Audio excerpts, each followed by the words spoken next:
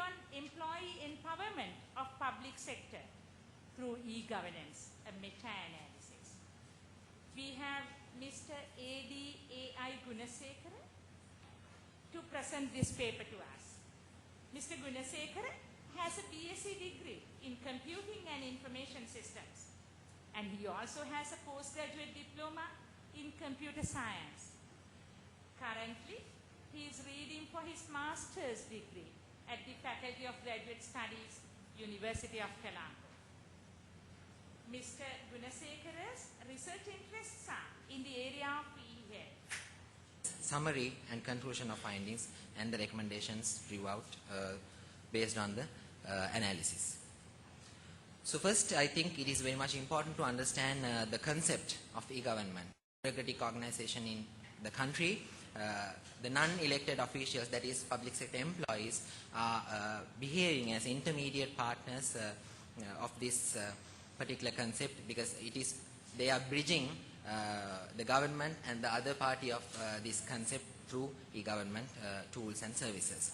So when I'm thinking of this statement, the concerns that I had to investigate is, do public sector employees really motivated and authorized to provide e-government services to the public? Because now in Sri Lanka we have various types of e-government services, but we have to think of whether we achieve the maximum or the ultimate expectation through these services. And also my concern was whether there are processes to educate their empowerment through e-government. So the research design that I have chosen to undertake my study was meta-analysis. So when I talk about that technique is investigating the previously done empirical studies and trying to identify, merge those studies and similarities of those studies, and summarize and review those studies, and finally come to some kind of a understanding based on, with regards to the concern of my study.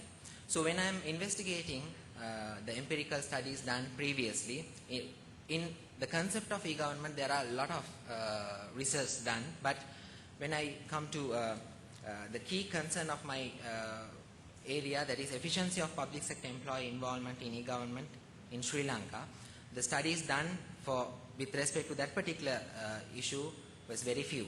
So after a very thorough investigation, I have selected 6 studies to undertake my research study. So as a respect for those institutions and the authors, these are the articles I have selected for my analysis: The Measurement of E-Government Readiness in Sri Lanka, Survey Perspectives by D.J. Puncheva; East Sri Lanka, An Integrated Approach to E-Government Case Study, Shobhan Rainford; Survey on ICT Usage in the Government Sector, done by ITA; Survey Journal 2012, published by Survey Department of Institutions, that is ministries, departments, and so on.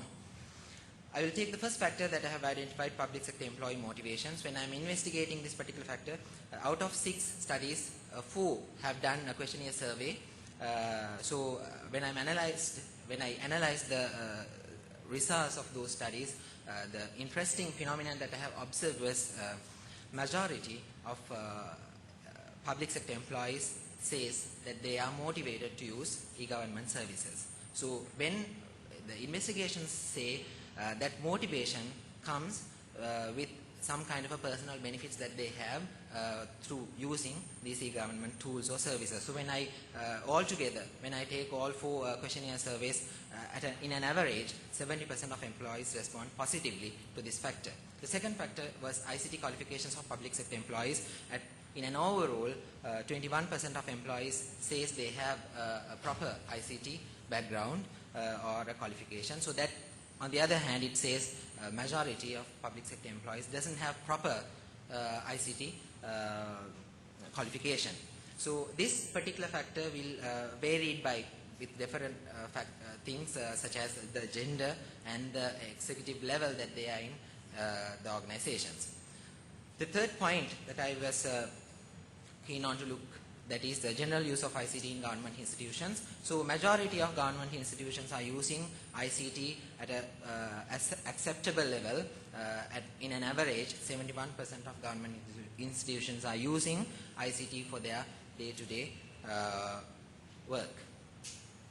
The next one is influence on attitudes. So when I take this particular factor, all the studies which I have investigated depicts that stressed upon this factor, the attitude in many areas, but when some inconvenience or some kind of a technical issue occurs, then the attitude, positive attitude is turning to a negative attitude, and then it controls and reduces the efficiency of using effectively the e-government services. The last point that I have identified, which is common to all the studies, extended of awareness on objectives of e-government services. Now, even though they are motivated, even though with the lack of ICT skills they are motivated to use e-government services, the study depicts that they don't have a clear idea, the actual idea, underlying objective of using these e-government services or tools. So all 6 studies emphasize that ICTA, that is the main ICT body in the country, ICTA is conducting e-government awareness or e-government training programs to public sector employees. 60% of employees, public sector employees, are involved with these training programs, even though they lack the knowledge of the actual use of e-governance services or tools which they are using. So these are the summary of the findings. That is, public sector employees are motivated to use e-government tools, but majority of them does not have an ICT background. Even though majority of government institutions use ICT for day-to-day work, positive attitude may disperse or disturb breakdown by technological ambiguity. Even they are motivated, public sector employees are not aware about the real objective of e-government service or tool. So this point was the main concern of mine, to think of the empowerment of public sector employees to use e-government services or to provide e-government services in an effective way. So as per the findings, the conclusions that I have drew out was training programs that we have already, awareness programs that we have already in Sri Lanka, mainly focusing the functional use of e-government tools, but not the real exact purpose of using that.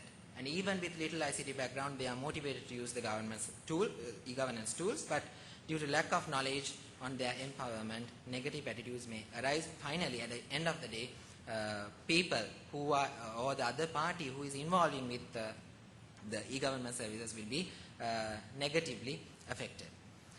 So based on these findings, the recommendations that I was trying to drew out throughout my investigation was it is very much important to incur or attach the moral aspects of e-government along with the functional aspects in e-government training programs.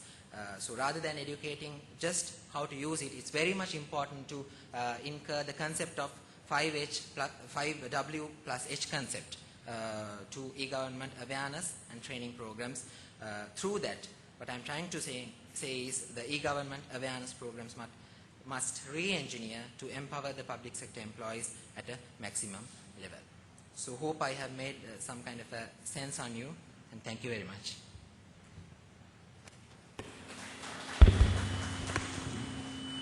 Thank you. Thank you, Asile.